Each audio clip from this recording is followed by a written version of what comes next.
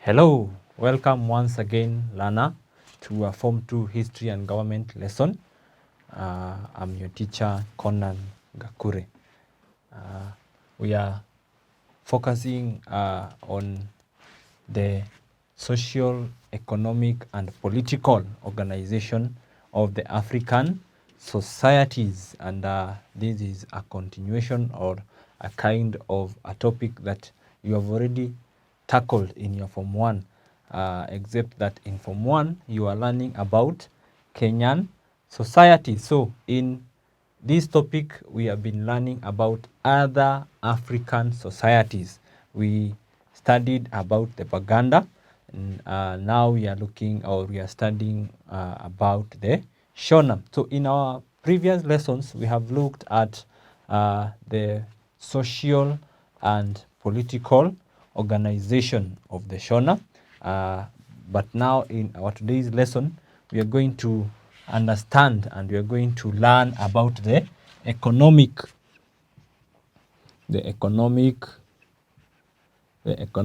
organization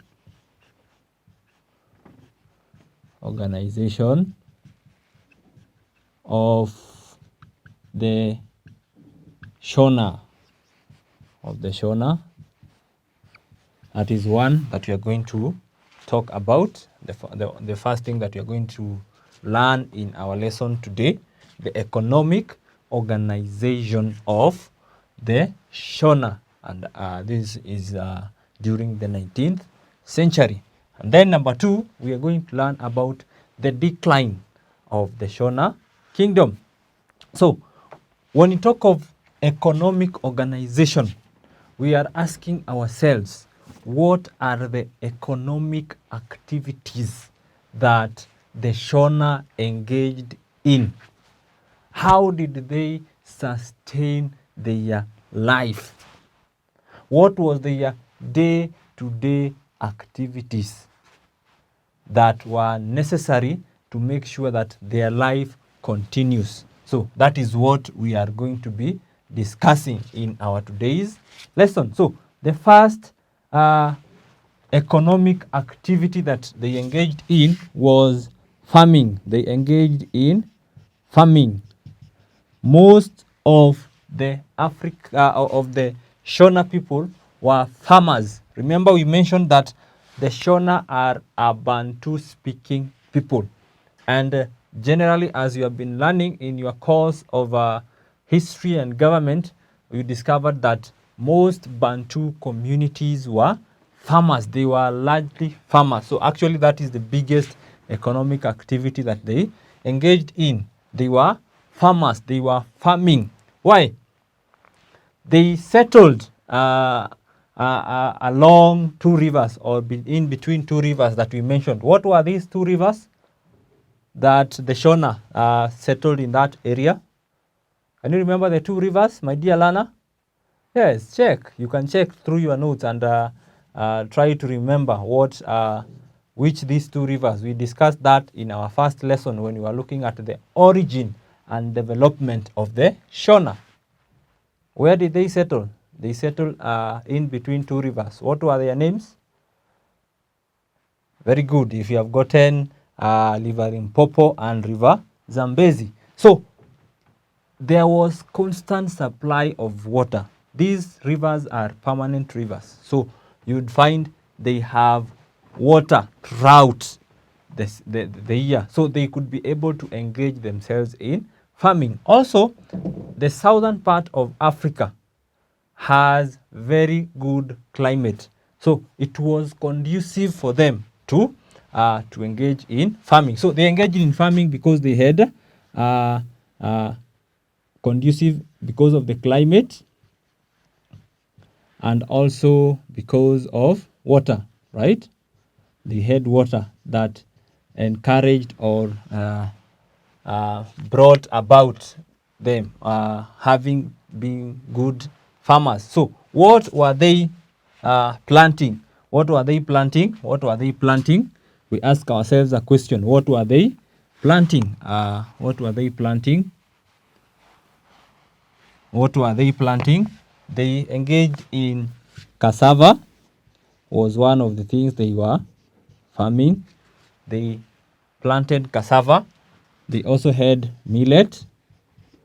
Millet was something else they plant. They had beans.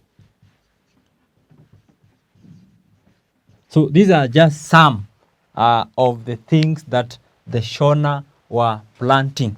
So this was a kind of their staple food. They were planting this because of the sustenance of their own families, right? So farming was one of the biggest activities that they engaged in. Number two, they engaged in mining. They engaged in mining. We said when you are looking at the political organization of the Shona, as the kingdom grew, it was sustained because of the revenue that they gained, right? Where did they get this revenue? One source of the revenue was through mining. What were they mining? They participated in mining of gold and iron, right? And in some instances, copper. In some instances, copper. So that is what they were mining. So when they mined this, they could export it. This was their biggest export.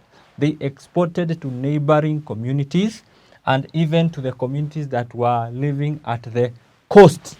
Those are the Arabs and the Swahili. We are going to be discussing that as we look at the next economic activity that he engaged in. So they exported gold and iron. Those were the major exports that they exported. They mined in their own area, and then they would send it or sell it in exchange of other goods that they did not get. How did they do this? They participated in trade. Trade was the next activity. So they traded amongst themselves.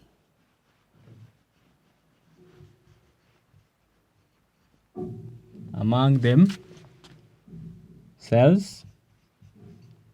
That is one clan with the other clan or a neighbor with the other neighbor. For example, if a neighbor was specialized in planting of beans, he would exchange the beans with millet with the other neighbor. So that is the trading activity that was happening among themselves. That is one clan with another or one family with the other family. That was one way. Apart from that, they engaged in the long distance trade. They engaged in the long distance trade.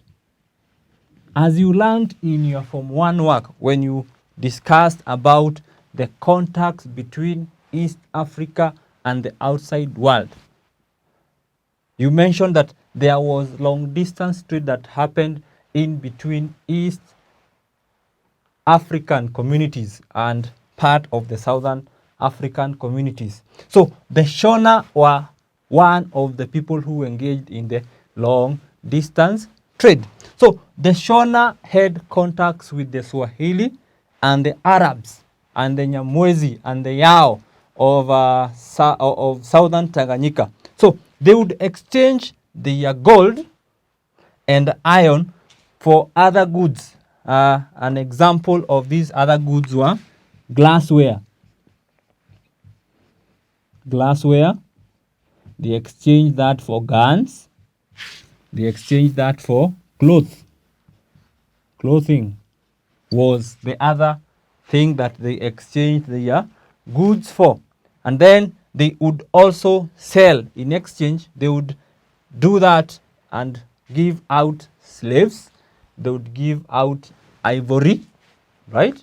They would give out gold and iron in exchange of these goods that were not available in their areas. So long distance trade or trading was another very essential source of revenue to the kingdom. Why? Because it was essential in maintaining the palace and the kingdom. It was essential in equipping the army. So the revenue that they got, the king would use the revenue to equip or to strengthen the kingdom. So that is about trading. So they engaged in various trading activities. Now, what are the other activities that they engaged in? We said they settled along rivers. So those who are living along the rivers, they practice fishing. And something I need you to note, Lana, is that it's not every person in the kingdom who was practicing fishing. No, it was those who are living along the rivers practiced fishing. So they would get the fish, because now that is their main thing. They are living along the rivers. And then they would also exchange that for other goods, because at this time there was no currency like we are having today. Today, if you want to get an item, you just dish out some notes. If you want to get some clothes, you go get some notes from your pocket, or you ask for your parent for some money, and then you go and buy the clothing or the books. If you want some books for classwork, you will go and buy in the shop. But during this time, the currency had not been developed. So most of the trading or most of the activities were done in barter trade, the exchange system. I have fish, you give me cassava, right? I have some hide, you give me some millet. So that was exchanging. One would exchange with the other. That is about fishing. Also, they were livestock keepers. They were livestock keepers. Livestock keeping. They kept animals. They domesticated animals. They kept cattle. They kept goats, among other animals. So when they have these livestock, they would get hides. Hide is the skin. So they would get the skin, they would get milk, right? The horns that they got, yeah, all that, all those parts of those animals was an economic activity for them.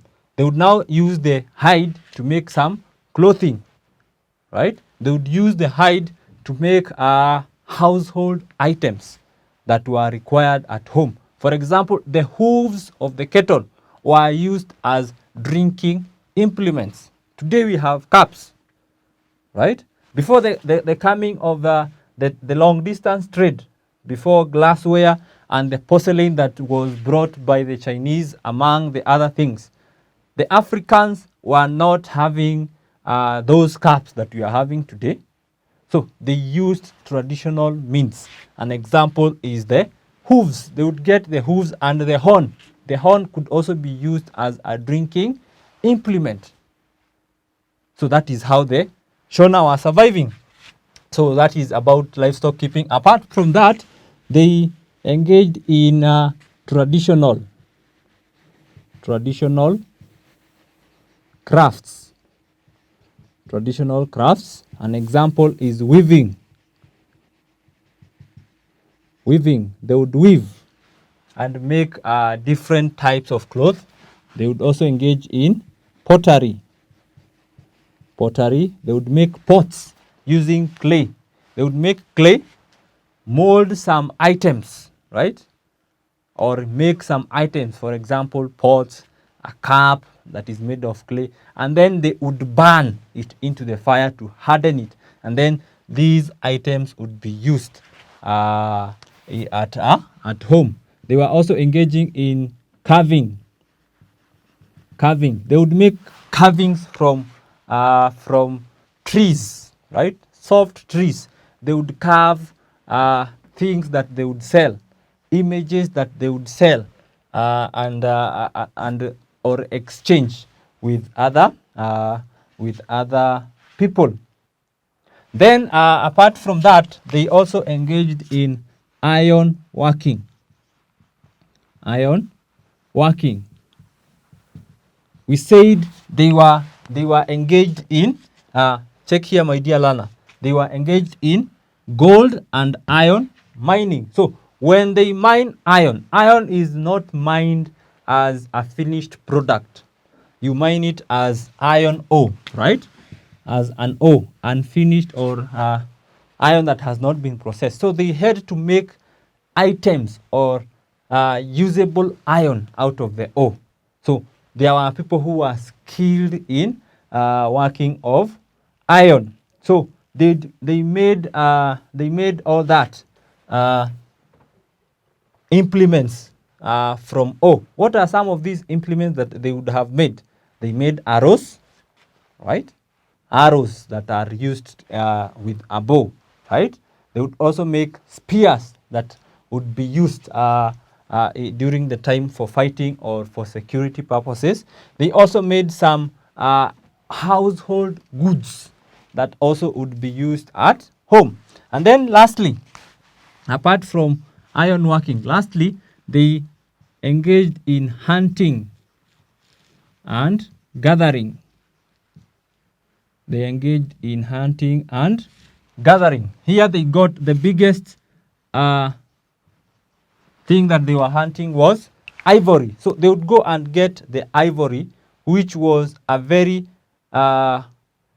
demanding commodity during the long distance trade. So whenever they could go and get ivory, they would exchange that for these items during the long distance trade. So these are some of the economic activities that the Shona engaged in. Now, let us look at the last thing that we are going to discuss, that is the decline.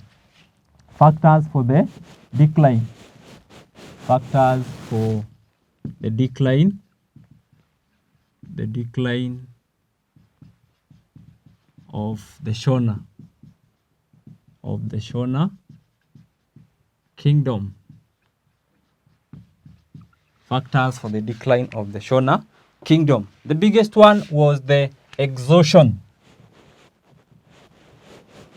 Exhaustion of the gold that they were mining. So in the mines, the gold that was very essential in bringing them revenue was exhausted. They could no longer access that gold. So when it was exhausted, they were no longer in trade. They were no longer having something or a commodity that was so essential for them for the trade. So that was a very big blow to them. So they lost a very essential source of revenue. So with gold, that means there is no revenue. Without gold, you do not have revenue. That means you cannot sustain the army. That means you cannot sustain as a king. You cannot sustain the expansive palace that you have, because the king had a lot of people in his palace. And then number two, the shifting of trade routes. Trade routes shifted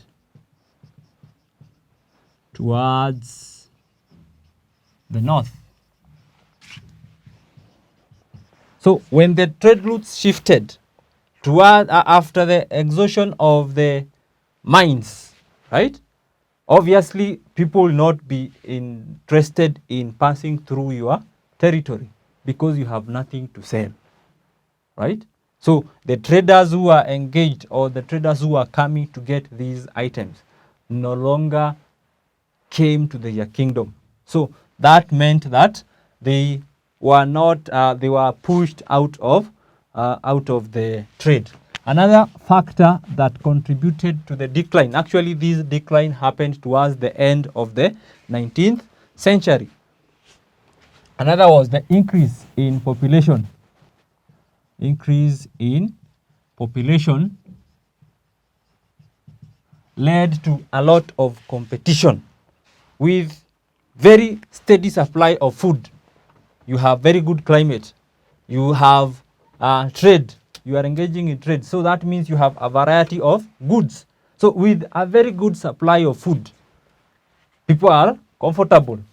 When people are comfortable, they increase in their numbers, right? Because they are very healthy and children are being born every now and then. So that led to population growth. And with population growth, people could no longer fit in the kingdom. So they had to go away. So the growth in population and the competition that arose thereafter made a significant impact towards the declining of the kingdom. And then number 4, they were invaded. They were invaded by the Portuguese.